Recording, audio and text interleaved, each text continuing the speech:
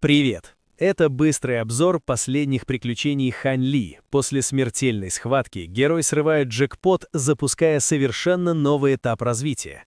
Трофеи, прорыв культивации и личная армия – все готово к грядущим угрозам. Во-первых, богатая добыча. Хань Ли забирает кучу ценных магических камней и уникальную боевую марионетку высшего уровня. Верный союзник, огромный золотой краб Дао Се, уже начинает многолетний процесс слияния с куклой, используя мощную энергию молнии. Представьте, какую сокрушительную форму он обретет в итоге. Во-вторых, долгожданный прорыв. После 200 лет строжайшего уединения Хань Ли открывает скрытые энергетические точки в теле и переходит на стадию истинного бессмертного. Но есть нюанс. Для следующего прорыва необходима пилюля Дао, и ее создание становится главной целью. В-третьих, личная армия. Магический боб мутировал в гигантское золотое дерево, на котором зреют сотни будущих могущественных воинов. Несколько новых таинственных цветков намекают на новые сюрпризы.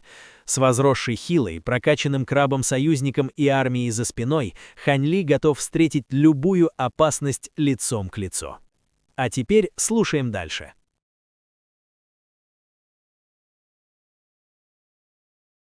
Глава 311. Внедрение Боба в марионетку. Конструкция этой бессмертной марионетки сложнее, чем я ожидал. Я думал, что смогу насильно изменить ее внутреннее устройство с помощью формации молнии, но все получилось не совсем так, вздохнул Дао Се. Не беспокойся об этом, это была всего лишь идея, и нет необходимости пытаться форсировать события. Если представится такая возможность, я обязательно найду тебе подходящую марионетку в будущем, ответил Хань Ли, качая головой. Полагаю, у нас нет выбора, кроме как смириться с этим результатом. Тем не менее, это не было совершенно бесплодной затеей. Несмотря на то, что мне не удалось модифицировать марионетку, я тщательно изучил каждую ее часть за последние 200 лет, сказал Дао Се. Если хочешь, ты можешь потратить около 1000 лет на совершенствование подходящего искусства культивации земного атрибута, и я уверен, что смогу сделать так, чтобы ты мог использовать 60% силы марионетки. Это не будет ее полной силой средней стадии Золотого Бессмертного, но она определенно будет сильнее, чем у обычного культиватора ранней стадии Золотого Бессмертного, сказал Дао Се. Ты был полноценной бессмертной марионеткой в прошлом, поэтому я, естественно, доверяю твоему опыту в искусстве кукловодства, но давай обсудим этот вопрос в другой раз, неопределенно ответил Хань Ли. Хотя это правда, что возможность управлять марионеткой ранней стадии Золотого Бессмертного была бы большим преимуществом, у него пока не было времени обдумывать этот вопрос.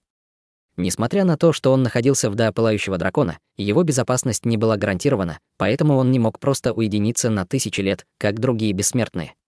Кроме того, писание оси мантры и искусство происхождения Большой Медведицы были более подходящими для него искусствами культивации, поэтому ему, естественно, нужно было уделять им первостепенное внимание. Кроме того, во время этого процесса я обнаружил в жемчужине моллюска намек на первозданную силу молнии, поэтому я попытался ее усовершенствовать, и это пополнило немного энергии в моем ядре, продолжил Дао Се. Хорошо, эта вещь все равно была мне не очень полезна. В таком случае больше нет необходимости в том, чтобы эта формация продолжала функционировать, верно? Спросил Хань Ли, переводя взгляд на формацию молнии на земле. Дао Се покачал головой в ответ, и Хань Ли взмахнул рукавом, выпустив поток лазурного света, который разобрал всю формацию. Тем временем Дао Се поднял свои клешни, скрестив их перед собой, и из них мгновенно вылетела фиолетовая молния, ударившая в марионетку в желтой мантии. Раздался резкий треск, и марионетка превратилась обратно в желтый шар в вспышке ослепительного желтого света. Сразу же после этого Дао Се также превратился обратно в золотой шар, и оба шара были быстро убраны Хань Ли. Примерно через 2 часа. Поток лазурного света опустился на белую каменную площадь на горе недалеко от Дворца Высшего Прозрения, а затем рассеялся, открывая Хань Ли. Он направился к краю площади, и перед ним открылось большое пространство дворов. На табличке, висевшей над большими красными воротами в центре, были начертаны слова «Хижина сотни вин» свободным почерком, и он не мог не улыбнуться, когда видел шаткие буквы на табличке. Как бы он на них ни смотрел, они всегда напоминали ему кучку пьяниц, опирающихся друг на друга. Прежде чем он дошел до входа в хижину, ворота открылись изнутри, и появилась пара слуг в лазурных одеждах, несущих между собой большую черную урну. Они были знакомы с Хань Ли и сразу же поставили большую урну, прежде чем с почтением поклониться ему. Ханли почувствовал слабый кислый запах, исходящий из черной урны, и спросил, что вы несете. Это брага, которая испортилась, и старейшина Хуянь поручил нам вылить ее в ручей в горах, ответил один из слуг в лазурной одежде. Ханли кивнул в ответ, затем обошел слуг и вошел в хижину. Он только что прошел через коридор во дворе и вошел в главный зал, когда увидел старейшину Хуяня, выходящего из внутреннего двора.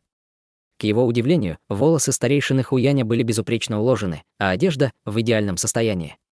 Даже его шаги стали немного шире по сравнению с прошлым, и Ханли не мог не задаться вопросом, что могло произойти за последние 200 лет, что привело к таким изменениям. «У тебя должно быть собачий нюх. Я только что закончил варить несколько кувшинов вина сотни цветов, а ты уже учуял его. Ты пришел как раз вовремя», — объявил Даос Хуянь с широкой улыбкой. «Вы что-то празднуете, старейшина?» — спросил Ханли. Даос Хуянь слегка запнулся, услышав это, а затем фыркнул. «Почему ты так думаешь? Ты думаешь про себя, что такой скряга, как я, не предложит тебе вина, если я что-то не праздную?» Ханли просто улыбнулся и ничего не ответил. Даос Хуянь тоже улыбнулся и жестом пригласил Ханли войти. «Садись». После того, как они оба сели, Даос Хуянь взмахнул рукой, и на столе появились белый нефритовый графин и пара чашек с пионами. Он взял графин и слегка наклонил его в сторону, и из носика в чашку тут же полилась струя светло-лазурного вина, а в воздухе начал витать опьяняющий цветочный аромат. Глаза Ханли тут же загорелись, когда он уловил этот аромат, и Даос Хуянь был очень доволен такой реакцией. «Попробуй». Ханли сделал, как ему сказали, взял чашку и сделал небольшой глоток, и его рот мгновенно наполнился сладким и ароматным вкусом, который нисколько не был суровым на вид. «Это исключительное вино», — похвалил Ханли, проглотив вино, и на лице Даоса Хуяня появилась гордая улыбка, услышав это. «Это действительно хорошее вино, но его вкус уступает вину красной шелковицы и вину огненной капли, поэтому оно не похоже на вина, которые ты обычно любишь», — заметил Ханли. «Это вино было сварено для кого-то другого, а не для меня», — объяснил Даос Хуянь с улыбкой. «А, это для лорда Да Юнь?» — спросил Ханли непринужденным голосом. Улыбка Даоса Хуяня слегка застыла, услышав это, и он принял сердитый вид, убирая графин. «Просто заткнись и пей свое вино», — Ханли улыбнулся и ничего не ответил. Внезапно выражение лица Даоса Хуяня слегка изменилось, и он заметил: «Я раньше не замечал, но твоя аура стала намного сильнее, чем раньше. Похоже, ты усердно работал, мне просто повезло, и я тоже некоторое время был в уединении. Я пришел навестить тебя, как только вышел, ответил Ханли с улыбкой. Должно быть, тебе очень повезло, раз ты добился такого значительного прогресса всего за несколько столетий. Кроме того, зачем ты пришел ко мне? Ты не из тех, кто делает что-то, что не принесет ему пользы, так что у тебя, должно быть, есть ко мне какая-то просьба, верно?»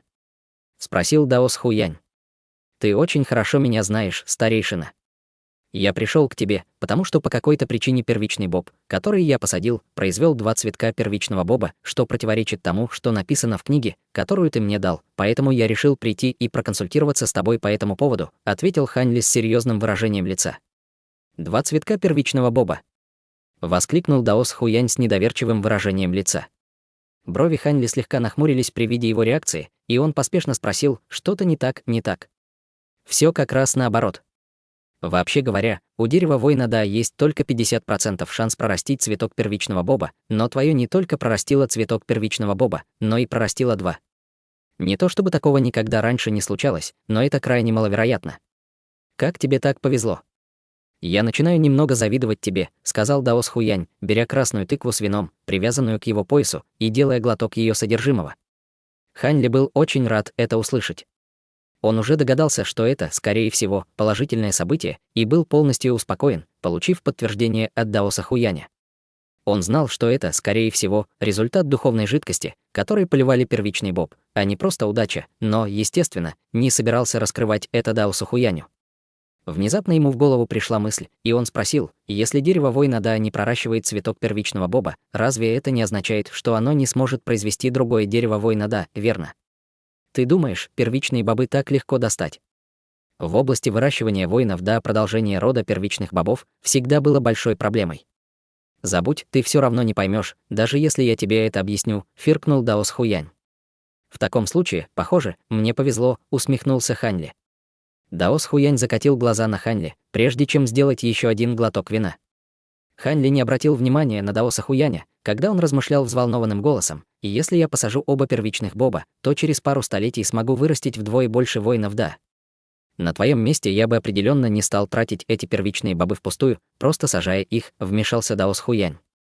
Хань Ли слегка запнулся, услышав это, а затем спросил: «Почему это должно быть пустой тратой, старший? Если ты сможешь сохранить эту полосу удачи, то тебе хватит всего одного первичного боба, чтобы вырастить больше воинов, да.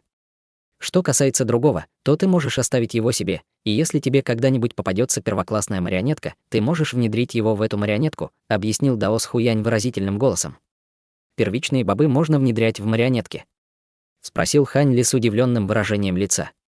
Некоторые воины, да, изначально являются марионетками. Пока атрибуты совпадают, первичный боб можно интегрировать в марионетку, и после этого марионетка приобретет многие характеристики воинов, да, такие как способность регенерировать отрубленные конечности, объяснил Даос Хуянь. Пока ядро остается неповрежденным, марионетка будет практически неразрушимой, из-за того, что на этих марионетках будут начертаны руны в процессе интеграции первичного боба. Даже если они попадут в чужие руки, никто другой не сможет их использовать. Хань Ли тут же подумал о марионетке бессмертного в желтой мантии, услышав это, и сказал: «Это звучит невероятно. Не могли бы вы передать мне метод интеграции, старейшина, зачем? Может быть, у тебя уже есть бессмертная марионетка?» — спросил Даос Хуянь, поднимая бровь. Выражение лица Хань Ли осталось неизменным, когда он ответил: «Конечно, нет, но не помешает быть готовым. Что, если мне в будущем посчастливится завладеть бессмертной марионеткой? Ты, конечно, любишь подстраховываться. Метод интеграции не совсем секретен, так что я могу передать его тебе, но я не могу просто так отдать его тебе бесплатно», — сказал Даос Хуянь, и в его глазах мелькнул хитрый блеск.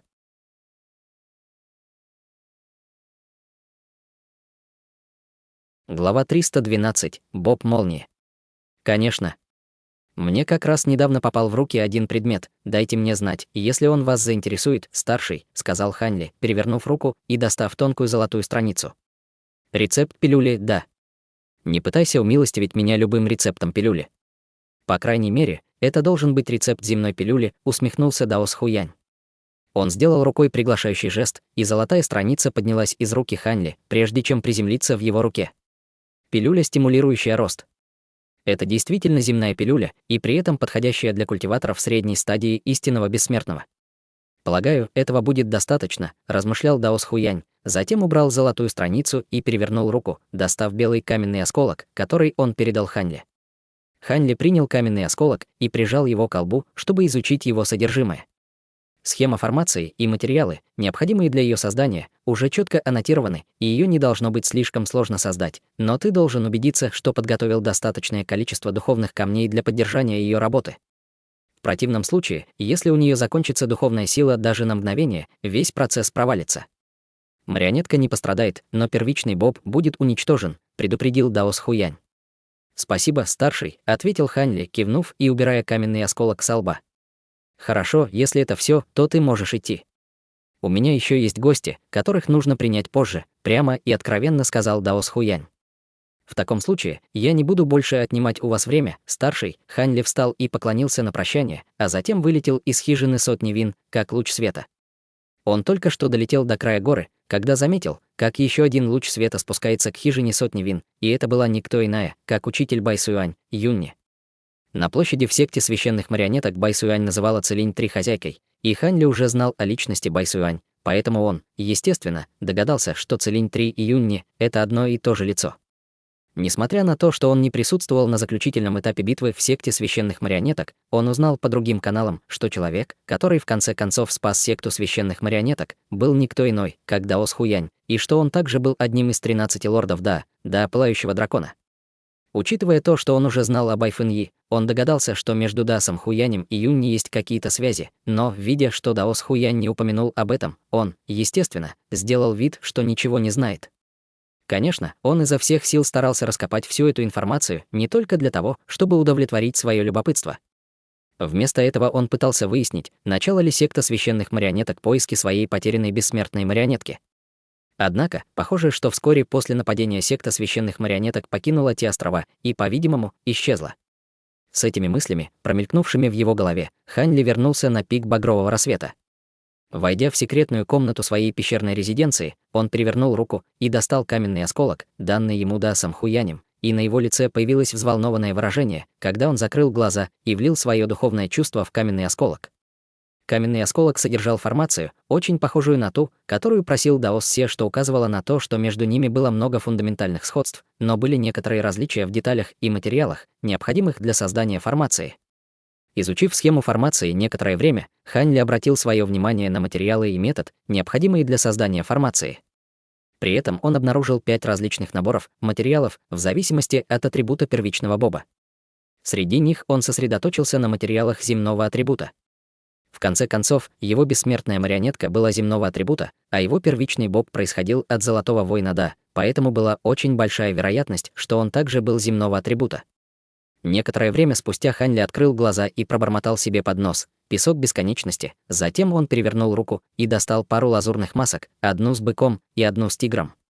Взгляд Хань Ли на мгновение метался между двумя масками, прежде чем он, наконец, решил надеть маску тигра. На данный момент Змей 15 уже стала слишком известной личностью, поэтому ему лучше было сменить личность. Это был первый раз, когда он использовал маску с тех пор, как получил ее, и она дала ему личность енота 11. После этого он разместил задание на поиск песка бесконечности, а после некоторых раздумий решил разместить те же задания на поиск ингредиентов для пилюли Да, которые он уже разместил, используя маску быка. Только сделав все это, он убрал маску и сел, скрестив ноги, чтобы совершенствоваться. Более 10 лет пролетели, как один миг. В этот день Хань Ли совершенствовался в своей секретной комнате, когда вдруг услышал серию громких взрывов, доносящихся из его пещерной резиденции. Его глаза тут же распахнулись, когда он вылетел из своей секретной комнаты и направился прямо в свой лечебный сад. Как только он вошел в сад, громкие взрывы стали еще отчетливее. На лице Хань Ли появилась радость, когда он быстро подошел к дереву Воина Да и обнаружил, что оно уже полностью увяло, а стручки, висящие на нем, также пожелтели и взрывались один за другим, обрушивая на землю темно-желтые бобы. Хань Ли поймал один из бобов, который только что вырвался из своего стручка, и внимательно осмотрел его, обнаружив, что его поверхность усеяна золотыми молниеносными прожилками, которые было бы невозможно увидеть, если бы он не смотрел на него так близко. Затем он влил в боб через пальцы поток бессмертной духовной силы, и золотые молниеносные прожилки на бобе мгновенно засияли, прежде чем выпустить огромное количество золотой молнии. Глаза Хань Ли тут же загорелись, увидев это. Как оказалось, мутация, которой подверглись эти воины Да, даровала им атрибут молнии. Как раз в этот момент раздался взрыв, который был явно громче всех предыдущих, и Хань Ли поднял глаза и обнаружил, что 2 больших стручка на вершине дерева воина Да разом раскрылись, выбросив в воздух пару первичных бобов размером с горошину. Он поспешно протянул руку, чтобы поймать пару первичных бобов, прежде чем внимательно осмотреть их. Помимо размера, эти первичные бобы были почти идентичны другим бобам, за исключением того, что молниеносные прожилки на их поверхности были темнее, а сила молнии, которая была в них заключена, была немного чище. На данный момент все бобы уже были выброшены из своих стручков, и дерево воина Да полностью увяло, быстро превратившись из желтого в серый, а затем рассыпавшись в пыль всего за несколько секунд. Хань Ли перевернул руку и достал желтую тыкву, затем похлопал по дну тыквы, и в ее отверстии тут же появился поток желтого света, выпустивший огромную силу всасывания, которая втянула все бобы, рассыпавшиеся по земле. Конечно, для хранения воинов Да можно было использовать не любой предмет, и эта тыква была чем-то, что Хань Ли изготовил в соответствии с инструкциями, содержащимися в книге Даоса Хуяня.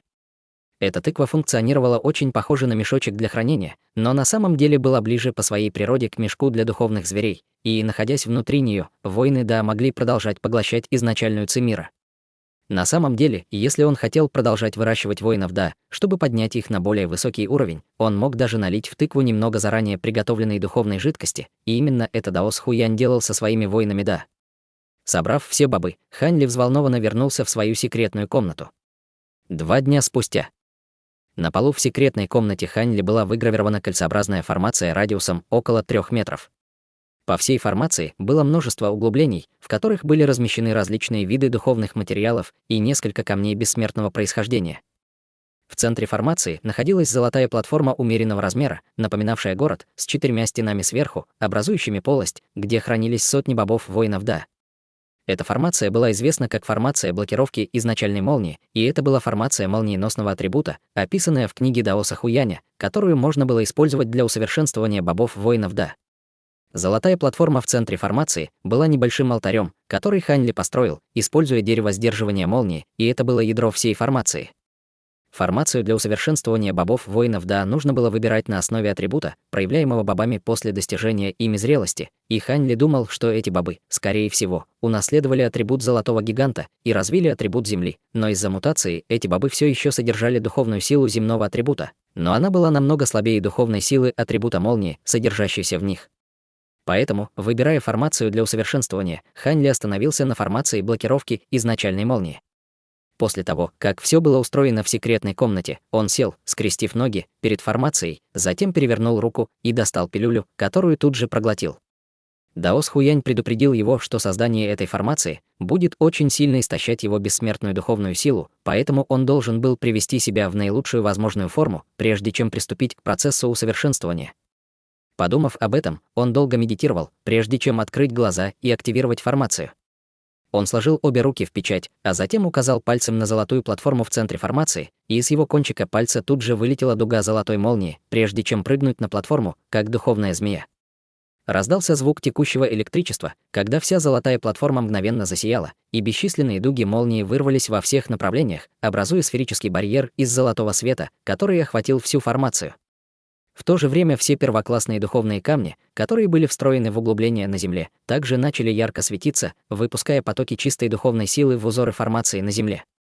В то же время золотая платформа начала сильно дрожать, и бобы внутри нее также начали подпрыгивать. Увидев это, Хань Ли активировал свои глаза духовного прозрения, затем разом выбросил обе ладони вверх, и все бобы тут же были подняты невидимой рукой, вылетев из платформы и зависнув в воздухе внутри сферического светового барьера. Два первичных боба висели в центре, как пара полных лун, а остальные бобы были распределены вокруг них, как светящиеся звезды.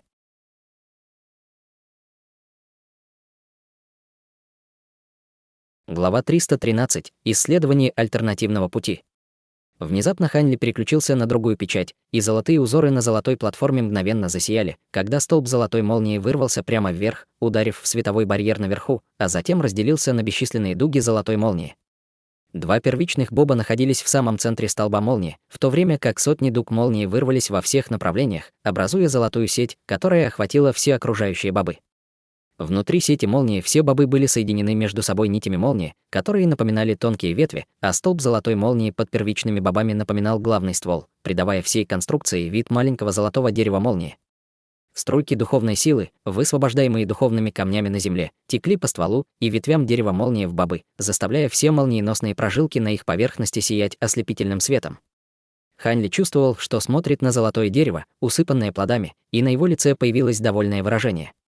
Он сделал глубокий вдох, прежде чем переключиться на еще одну печать, и вся формация мгновенно содрогнулась, когда на многих узлах формации начали появляться черные точки света, а затем соединились, образуя чрезвычайно своеобразный звериный рисунок. Зверь напоминал быка, но у него были рога дракона. Похоже, он был довольно массивным, а его круглый живот был испещрен старинными рунами, которые излучали грозные колебания силы молнии. Еще более странным было то, что у зверя была только одна нога, что делало его похожим на гигантский черный молот, а за ним тянулся хвост, похожий на кнут. Это был молниеносный Куй, чрезвычайно известный духовный зверь в царстве бессмертных, рожденный со способностью управлять истинной молнией 9 небес. Он часто бил себя хвостом по животу, производя громовые раскаты, которые отпугивали всех злых и вредоносных существ. Как только звериный рисунок принял форму, Хань Ли сделал глубокий вдох, и он знал, что самый важный момент в процессе усовершенствования воина Да вот-вот наступит. Он сложил ладони в новую печать, а затем начал читать заклинание, и когда он это делал, диаграмма молниеносного Куя на земле начала светиться черным светом, прежде чем подняться в воздух, пройти через все бобы и достичь светового барьера наверху.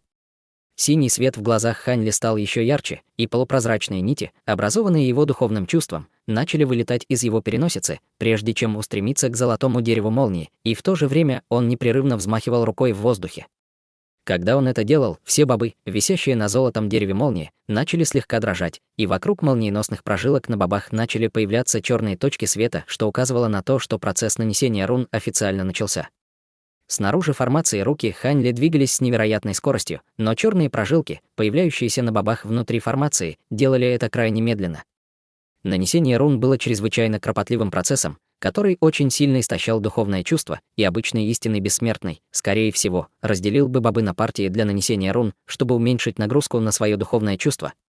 Хотя это была возможная альтернатива, недостатком было то, что из-за того, что бобы усовершенствовались партиями, только партия бобов, усовершенствованная вместе с первичным бобом, имела бы сильную связь, чего нельзя было сказать обо всех остальных бобах. При большинстве обстоятельств это не оказало бы большого негативного влияния, и воины Да все равно могли бы нормально функционировать, но если бы от воинов Да требовалось создавать формации, как это делали золотые воины Да, то их реакции были бы немного медленнее. Благодаря огромному духовному чувству, Хань Леон смог усовершенствовать все бобы за один раз. Время медленно шло, и месяц пролетел в мгновение ока. Хань Ли все еще был полностью поглощен своей работой, не обращая внимания на течение времени. Он соединил ладони перед грудью, и на всех бобах в формации были сделаны последние надписи, после чего нанесенные руны начали излучать ослепительный черный свет. Синий свет в глазах Хань Ли угас, увидев это, и на его лице появилось слегка усталое выражение, но он был рад, что, наконец, завершил этот процесс. Свет, исходящий от формации в секретной комнате, также постепенно померк, когда все дуги золотой молнии начали сходиться к паре первичных бобов, а световой барьер молнии исчез. Вскоре после этого золотая молния также исчезла, и все бобы упали обратно на золотую платформу. Хань Ли достал желтую тыкву, затем похлопал по ее дну, и в ее отверстии тут же появился поток желтого света, выпустивший силу всасывания, которая втянула все бобы. Однако вместо того, чтобы позволить паре первичных бобов попасть в тыкву, он убрал их в нагрудный карман. После этого он глубоко вздохнул и достал лазурную пилюлю, которую проглотил, прежде чем закрыть глаза и начать медитировать. На следующий день. В одной заснеженной долине на территории пика багрового рассвета с неба спустился поток лазурного света, а затем рассеялся, открывая Хань Ли. Он окинул взглядом долину, а затем подлетел к относительно ровному и открытому участку. Там он снял с пояса желтую тыкву, затем прочитал заклинание, и отверстие тыквы тут же засияло желтым светом, после чего из нее быстро вылетела вереница желтых бобов, прежде чем приземлиться на землю.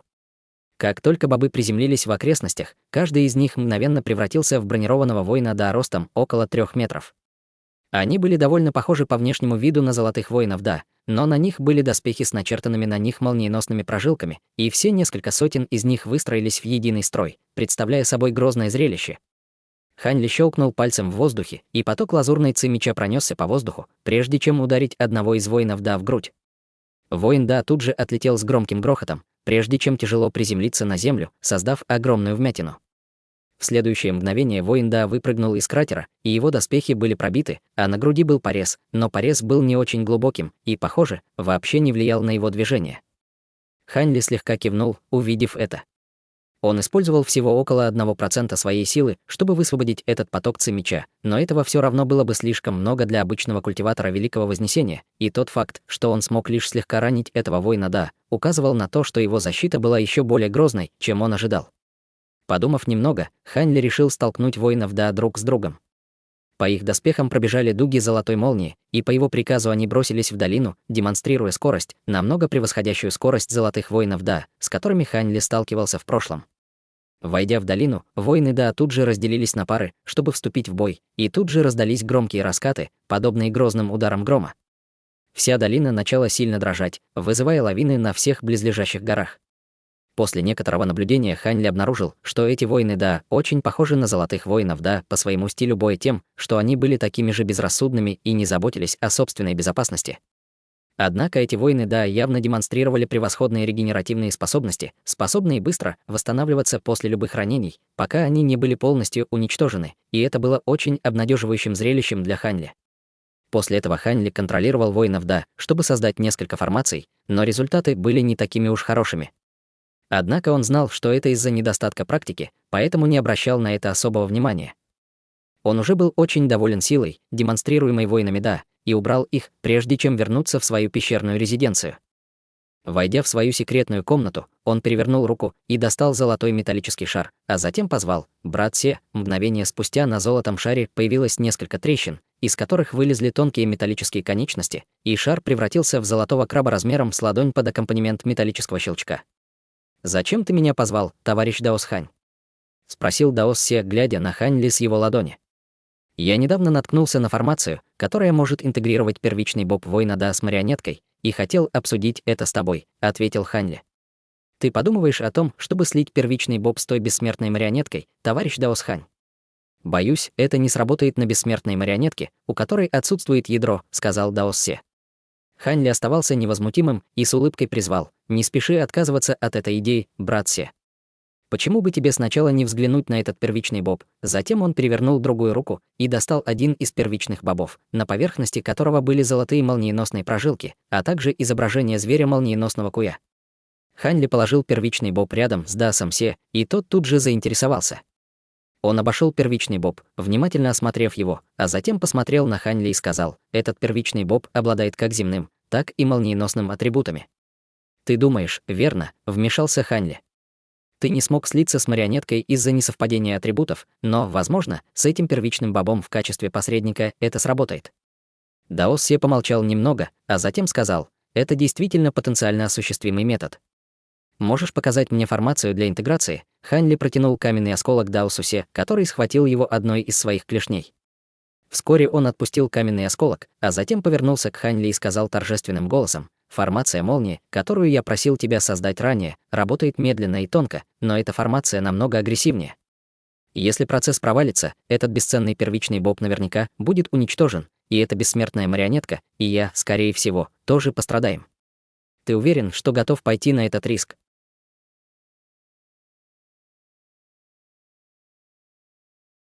Глава 314. Слияние. Хань Ли слегка запнулся, услышав это, а затем сказал: ты тоже пострадаешь, если процесс провалится. Это то, о чем я не подумал. Тем не менее, риск и награда всегда идут рука об руку. Если тебе удастся успешно слиться с этой бессмертной марионеткой, ты сразу же достигнешь силы стадии Золотого Бессмертного, так что я думаю, что это все еще стоит попробовать. Ты готов рискнуть, брат Се? После убийства Чжун Луаня Хань Ли смог провести последние 200 лет в относительном спокойствии, но он так и не смог избавиться от этого преобладающего чувства тревоги. Поэтому, накопив достаточные ресурсы, он постоянно усердно совершенствовался в надежде, что сможет проявить нить закона времени после достижения поздней стадии истинного бессмертного, чтобы быть лучше подготовленным к борьбе с культиваторами стадии Золотого Бессмертного, но эта попытка до сих пор оказывалась безуспешной. Теперь, когда ему представилась возможность потенциально обрести союзника стадии Золотого Бессмертного, он, естественно, не хотел упускать ее. Даос Се погрузился в нерешительное молчание. «Я не буду заставлять тебя принимать какое-либо решение по этому поводу, брат Се. Кроме того, есть одна вещь, которую я должен прояснить заранее, и если слияние будет успешным, ты сольёшься воедино с марионеткой и первичным бобом, тем самым укрепив свою связь со мной. Из-за участия первичного боба ты будешь находиться под моим более жестким контролем. Это неизбежно, и тебе стоит это учесть», — откровенно сказал Хань Ли. Даос Се еще немного помолчал, а затем посмотрел на Хань Ли и сказал: «Хорошо, я готов попробовать, если ты не забудешь обещание, которое дал мне еще в Царстве Духов». «Хорошо. В таком случае я немедленно начну создавать формацию», — ответил Хань Ли, кивнув. Месяц пролетел в мгновение ока.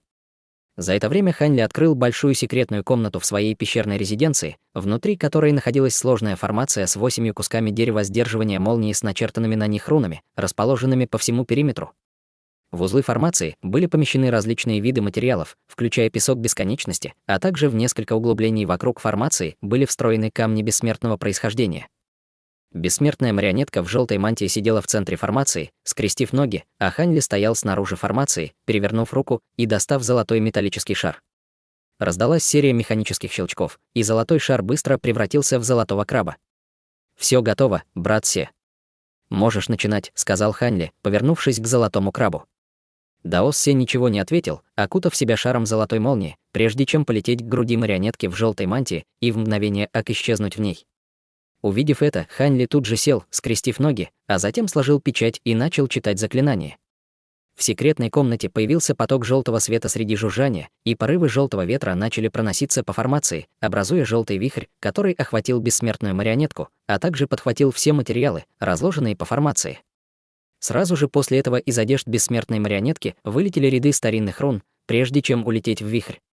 Как только духовные материалы в вихре соприкоснулись с этими рунами, они тут же рассыпались в порошок, прежде чем устремиться к бессмертной марионетке. В то же время Хань Ли перевернул руку и достал один из своих 2 первичных бобов, а затем бросил его вперед, и первичный боб в мгновение окупал в формацию. Войдя в формацию, первичный боб завис над головой бессмертной марионетки, и к нему тут же прилипло несколько рун, но он не распался. Вместо этого он резко засиял и создал проекцию дерева воина Да. Проекция была высотой около 3 метров, и она укоренилась в формации, а марионетка в желтой мантии была заключена в ее ствол. Хань Ли сложил печать, а затем наклонился вперед и положил ладонь на землю, и как только он это сделал, все камни бессмертного происхождения в формации одновременно засияли, выпуская поток бессмертной духовной силы в ствол проекции дерева воина Да через ее корни. Проекция дерева начала ярко светиться, и все измельченные духовные материалы исчезли в теле бессмертной марионетки, а желтый вихрь рассеялся. Раздался звук текущего электричества, когда руны на 8 кусках дерева сдерживания молнии, расположенных вокруг формации, засияли, и дуги золотой молнии вылетели, как гнездо молниеносных змей, прежде чем сойтись к бессмертной марионетке. В то же время из груди марионетки вырвался поток пурпурно-золотой молнии, и она словно была окутана большим плащом молнии.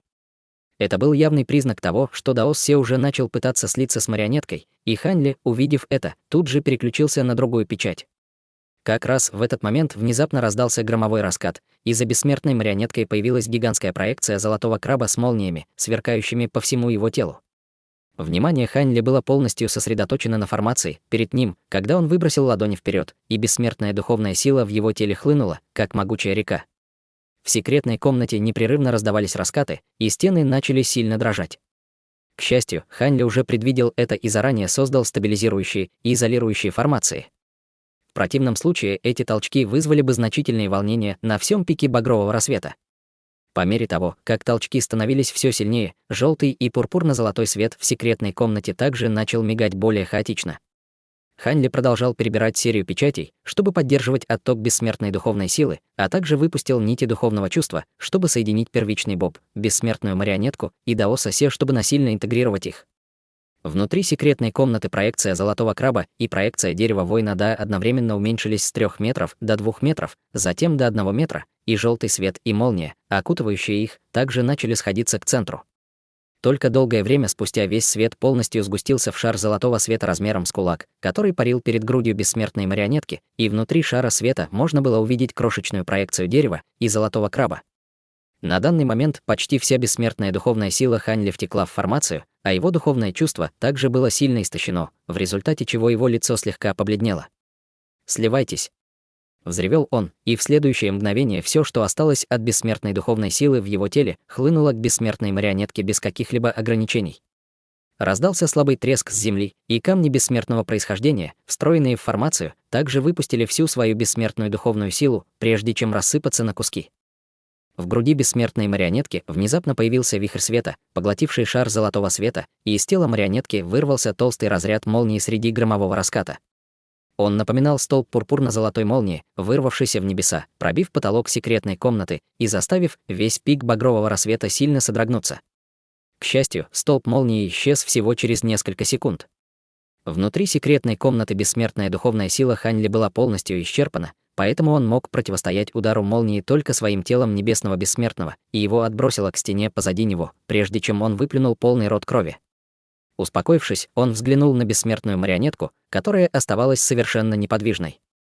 Он снова сел, скрестив ноги, затем проглотил желтую пилюлю, прежде чем вызвать камень бессмертного происхождения, который он держал в руке, прежде чем закрыть глаза и начать медитировать. Только примерно через 15 минут он снова открыл глаза, прежде чем выплюнуть оставшуюся смесь крови и слюны изо рта. Внезапно веки бессмертной марионетки дрогнули, и она открыла глаза, в которых светились золотые зрачки. Выражение лица Хань Ли осталось неизменным, но внутренне он был очень взволнован, когда сказал: «Поздравляю с обретением нового тела, брат Се». Я был обеспокоен тем, что что-то пойдет не так с процессом слияния, но, похоже, мои опасения были излишни. Аура, исходящая от тела бессмертной марионетки, указывала на то, что она уже обладала силой ранней стадии золотого бессмертного. Возможно, это было связано с участием первичного боба, но в глубине марионетки уже было установлено духовное ограничение, гарантирующее, что она не сможет повернуться против Хань Ли. Это все благодаря твоей помощи, товарищ Даос Хань. Однако, несмотря на то, что процесс слияния прошел успешно, из-за интеграции первичного боба сила в моем теле немного хаотична, поэтому мне придется на некоторое время уединиться, чтобы все улеглось, продолжил Даос Се. Это не проблема. Если тебе понадобятся какие-либо духовные камни или ресурсы, не стесняйся говорить мне, ответил Хань Ли, кивнув. Даос Се в ответ безэмоционально кивнул, а затем закрыл глаза, чтобы медитировать.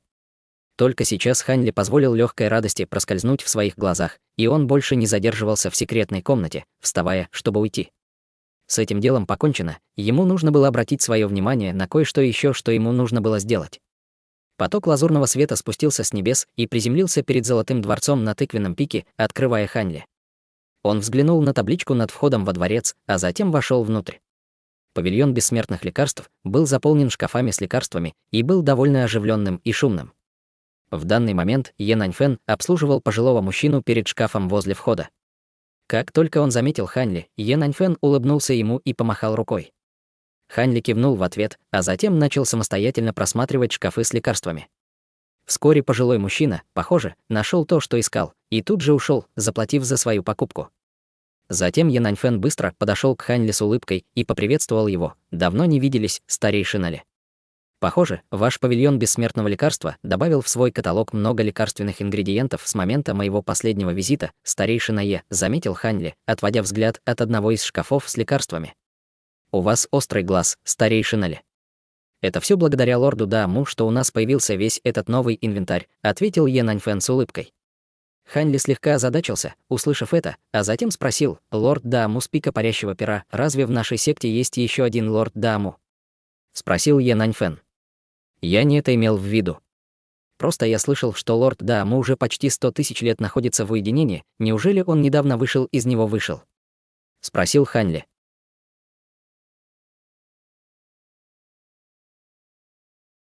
Глава 315. Лорд Да номер 1.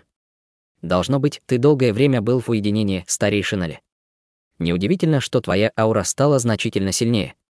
Около века назад лорд Дааму внезапно вышел из уединения, а затем взял нескольких своих прямых учеников в путешествие на континент Верхний Айрер, и многие из новых духовных растений, которые мы приобрели, были получены во время этого путешествия, объяснил Е Наньфэн с улыбкой. Хань Ли кивнул в ответ с задумчивым выражением лица. Понятно. Кстати, о духовных растениях я пришел сегодня купить несколько. Пожалуйста, посмотрите для меня, старейшина Е. Каждый раз, когда ты приходишь сюда, ты всегда приносишь мне много работы, старейшина Ли. Не хочу хвастаться, но даже на всем континенте Древнего Облака наш павильон бессмертного лекарства практически не имеет себе равных, когда речь идет о разнообразии предлагаемых нами духовных растений. Голос Е Наньфэна внезапно оборвался, и его улыбка также угасла, когда он изучил список духовных растений в нефритовой табличке. Хань Ли не был удивлен, увидев это изменение в выражении лица Е Наньфэна. После краткого молчания Е Наньфэн покачал головой и сказал: «Насколько мне известно, у нас нет ни одного ингредиента из твоего списка». Ничего страшного, эти духовные растения действительно довольно трудно найти. Тем не менее, я уверен, что у тебя много источников и связей, поэтому, если ты сможешь предоставить мне какую-либо информацию относительно любого из этих ингредиентов, я с удовольствием заплачу за нее, сказал Хань Ли. На лице Е Наньфэна появилось слегка неловкое выражение, но он все же вежливо ответил: «Боюсь, я не смогу тебе помочь, старейшина Ли. Все духовные растения в твоем списке чрезвычайно редки, и есть некоторые, о которых я лишь смутно помню, что читал в каких-то древних писаниях. Конечно, я обязательно буду следить за любой информацией и сообщу тебе, если наткнусь на какие-нибудь зацепки. Благодарю тебя, старейшина Е». Хань Ли не стал больше тратить здесь время, сложив кулак в прощальном жесте. Он провел поиск последних нескольких ингредиентов в рецепте пилюли Да, исчерпав практически все доступные ему пути, но безуспешно. Внезапно Е Наньфэну в голову пришла мысль, и он сказал: «Не унывай, старейшина Ли. При нормальных обстоятельствах найти эти ингредиенты было бы практически невозможно, но в данный момент у тебя может быть больше шансов». «А что ты имеешь в виду, старейшина Е?» Поспешно спросил Хань Ли. Е Наньфэн немного приблизился к Хань Ли, а затем тихо сказал: «Это еще не стало общеизвестным в секте, но я слышал, что еще через несколько лет лорд Да Байли выйдет из уединения». Хань Ли был сильно ошеломлен, услышав это. Лорд Да Байлиянь был лордом Да номер 1 в Да Пылающего Дракона, и говорили, что он уже достиг вершины стадии Золотого Бессмертного, так что он был всего в одном шаге от того, чтобы стать нефритовым бессмертным стадии Высшего Зенита. Однако он всегда был в уединении, и очень немногие люди в секте когда-либо его видели. Ты присоединился к секте только в последние 1000 лет, так что вполне логично, что ты не знаешь об этом. В конце концов, последний раз лорд Да Байли выходил из уединения десятки тысяч лет назад. Традиционно, когда он выходит из уединения, лорд Даобайли всегда проводит проповедь, объяснил Е Наньфэн. Когда это время настанет, на ней будут присутствовать не только все старейшины секты, но и многие товарищи даосы со всего северного ледникового региона бессмертных приедут издалека, чтобы принять в ней участие. С таким массовым притоком посторонних, как правило, всегда будут проводиться какие-то аукционы и обменные мероприятия в преддверии проповеди, так что, возможно, ты сможешь найти там некоторые из духовных растений, которые ищешь. Глаза Хань Ли тут же загорелись, услышав это. Понятно. Я действительно не знал об этом. Спасибо, что просветил меня, старейшина Е. Не стоит благодарности, старейшина Ли. Я уверен, что новости об этом все равно скоро распространятся по всей секте, ответил Е Наньфэн с улыбкой. Хань Ли больше не стал зацикливаться на этой теме и перевернул руку, достав нефритовый свиток, а затем сказал: «Старейшина Е, у меня есть еще один список ингредиентов, которые я тоже пытаюсь достать». Нефритовый свиток содержал ингредиенты, необходимые для приготовления пилюли под названием «Пилюля Мириады Осей». Пилюля Мириады Осей подходила для культиваторов поздней стадии истинного бессмертного, и он получил этот рецепт от Пин Йоцци. Теперь, когда он достиг поздней стадии истинного бессмертного, пилюли, которые он готовил в прошлом, больше не были эффективными, поэтому ему пришлось искать новые пилюли. Все ингредиенты, необходимые для приготовления пилюли Мириады Осей, были довольно редкими и экзотическими, что указывало на то, что это была необычная пилюля поздней стадии истинного бессмертного. Он отправил Мэн Юнгуэ и остальных несколько сотен лет назад на поиски ингредиентов, указанных в рецепте, но им удалось найти только 3 или 4 из вспомогательных ингредиентов, в то время как 3 основных ингредиента, необходимых для приготовления пилюли, оставались неуловимыми. Изучив содержимое нефритового свитка своим духовным чувством, Е Наньфэн криво улыбнулся и сказал: «Эти ингредиенты тоже довольно редки, старейшина Ли. Я полагаю, их просил твой друг, мастер земных пилюль, верно, в частности, плод Мириады Осей, цветок падения героя и корень кровавого кристаллического лотоса очень необычны. Я могу предоставить тебе все вспомогательные ингредиенты, но из 3 основных ингредиентов у нас есть только цветок падения героя». Он всегда гордился полнотой инвентаря павильона бессмертного лекарства, но это был уже 2-й раз, когда он не смог выполнить заказ. Верно. Этот мой друг недавно приобрел древний рецепт пилюли, но он не смог достать все необходимые ингредиенты, и поэтому он попросил меня о помощи. «Я возьму все, что у тебя есть, а остальное найду в другом месте», — ответил Хань Ли. Почти через час Хань Ли вышел из павильона бессмертного лекарства со слегка опечаленным видом. Ингредиенты для пилюли Мириады Осей были чрезвычайно дорогими, и это стоило ему очень много камней бессмертного происхождения, хотя он купил всего несколько партий. Среди них цветок падения героя был самым дорогим, а один экземпляр возрастом 1000 лет стоил 15 камней бессмертного происхождения. К счастью, он мог выращивать и размножать цветок с помощью духовной жидкости из флакона, контролирующего небеса, так что это не было большой проблемой. Покинув павильон бессмертного лекарства, Хань Ли сразу же вернулся на пик багрового рассвета. По словам Е Наньфэна, до выхода лорда Даобайли из уединения оставалось еще несколько лет, и очень вероятно, что к тому времени он сможет найти больше необходимых ему ингредиентов, но это, скорее всего, будет очень дорого. Он уже израсходовал много средств на свое предыдущее приготовление пилюль, и хотя у него все еще был приличный запас камней бессмертного происхождения, лучше было заработать больше в качестве меры предосторожности. Сев в своей секретной комнате, Хань Ли влил свое духовное чувство в свой мешочек для хранения, затем взмахнул рукавом, и появилась куча предметов, включая духовные сокровища, искусство культивации и материалы. Все это были трофеи, которые Хань Ли получил от 3 культиваторов в стадии истинного бессмертного, которых он убил в секте священных марионеток, и он уже продал часть их вещей, но еще довольно много осталось. Учитывая обстоятельства, у него не было времени выполнять какие-либо задания, поэтому единственный способ достать камни бессмертного происхождения за короткое время — это продать все, что здесь есть. Хань Ли перевернул руку и надел свою маску тигра, затем вызвал табличку массива и перечислил все, что лежало перед ним, в колонке обмена, убедившись, что выставил все по слегка сниженной цене, чтобы быстро продать. После этого он направился в свой лечебный сад, прежде чем достать нефритовый ящик, в котором находилось несколько пурпурно-черных духовных цветов, источавших своеобразный аромат. Это были цветки падения героя, которые он купил. Чтобы получить больше семян, ему нужно было дождаться, пока цветы дадут плоды, а это произойдет только тогда, когда они достигнут 30 000 лет, но это, естественно, не было для него проблемой. Он расчистил новый участок в своем лечебном саду, а затем тщательно посадил цветки падения героя. После этого он вернулся ко входу в лечебный сад, и в его сердце нахлынула серия эмоций, когда он посмотрел на все драгоценные и экзотические духовные растения, процветающие в саду. Он потратил огромное количество времени и усилий, чтобы довести этот лечебный сад до его нынешнего состояния, и именно благодаря этому саду, полному духовных растений, он смог так быстро продвинуться в своем совершенствовании. Проведя еще немного времени в лечебном саду, он вернулся в свою секретную комнату, прежде чем сесть, скрестив ноги. Без поддержки пилюль скорость его совершенствования будет очень медленной, поэтому вместо того, чтобы совершенствоваться, он решил продолжить изучение мантры из 8,5 предложений, чтобы посмотреть, сможет ли он получить какие-либо дополнительные награды. Как и предполагал Ян Аньфэн, новости о скором выходе лорда Да Байли из уединения не замедлили распространиться по секте, и было официально объявлено, что проповедь состоится через 7 лет. Все до пылающего дракона пришло в неистовство с появлением этой новости.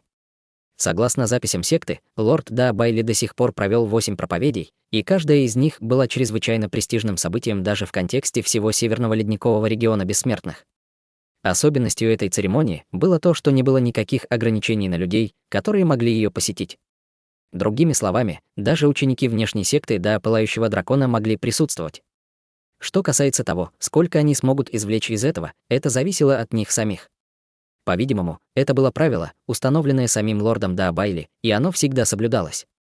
Некоторые старейшины внутренней секты и прямые ученики, которые застряли на узких местах в совершенствовании, были очень взволнованы этой возможностью. Всегда был шанс, что какие-то мудрые слова лорда Да Байли смогут решить их проблемы с совершенствованием и помочь им преодолеть свои узкие места. Говорили, что посещение прошлых проповедей было одним из основных факторов, способствовавших тому, что многие члены секты вознеслись на стадию истинного бессмертного. Тем не менее, некоторые ученики, которые еще не достигли стадии Великого Вознесения, были не менее взволнованы. В конце концов, лорд Да Байли уже был одной ногой на стадии высшего зенита, и возможность услышать его проповедь была экстраординарной возможностью. 7 лет пролетели в мгновение ока. Для смертного это немало, но для культиваторов, возможно, это было даже меньше, чем продолжительность одной медитации. Ворота пещерной резиденции на пике багрового рассвета открылись, и из них вышел Ханли. Несмотря на то, что последние несколько лет он был в уединении, он следил за делами секты. Проповедь лорда Да Байли должна была состояться через 7 дней, и он изначально намеревался выйти из уединения раньше, но, изучая мантру из 8,5 предложений во время своего уединения, он случайно приобрел некоторое понимание секретной техники сокрытия ауры, содержащейся в искусстве происхождения истинного дьявола. Только в этот день он, наконец, достиг начального мастерства в секретной технике и начал читать заклинание, когда лазурный свет охватил его тело. Внутри лазурного света появились несколько проекций цепей, прежде чем резко исчезнуть в его теле, и его аура мгновенно полностью скрылась, но это не было принудительным, и не было никаких признаков, указывающих на то, что аура была скрыта. По достижении стадии истинного бессмертного, если только не высвободить свою ауру полностью во время битвы, другим обычно невозможно определить уровень совершенствования и точное количество открытых бессмертных акупунктурных точек. Однако кто-то с достаточно грозным духовным чувством все равно сможет определить уровень совершенствования других, но с этой секретной техникой в его рукаве даже обычный золотой бессмертный не смог бы обнаружить его ауру. На лице Ханли появилась довольная улыбка, и он улетел вдаль, как луч лазурного света.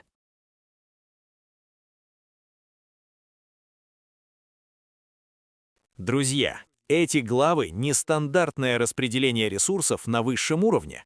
Из дерева воинов Дао выпадает сразу 2 первичных боба при шансе 50% на 1. Первый создает армию бронированных воинов с атрибутом молнии. Второй еще интереснее. Вместо удвоения армии Хань Ли рискует всем, объединяет бессмертную марионетку в желтой мантии с Дао Ссе через второй боб. Столб пурпурно-золотой молнии пробивает потолок, но результат того стоит. Дао Ссе получает новое тело и силу ранней стадии золотого бессмертного. Один сверхмощный союзник в кармане лучше целой армии середнячков. Теперь нужен цветок падения героя для пилюли мириады осей, редчайший ингредиент. Выход. Через 7 лет лорд номер 1 Байли выходит из уединения читать проповедь, соберется вся элита региона, теневые рынки, закрытые аукционы. Думаете, аукцион пройдет тихо или все пойдет не по плану? Готовлю продолжение.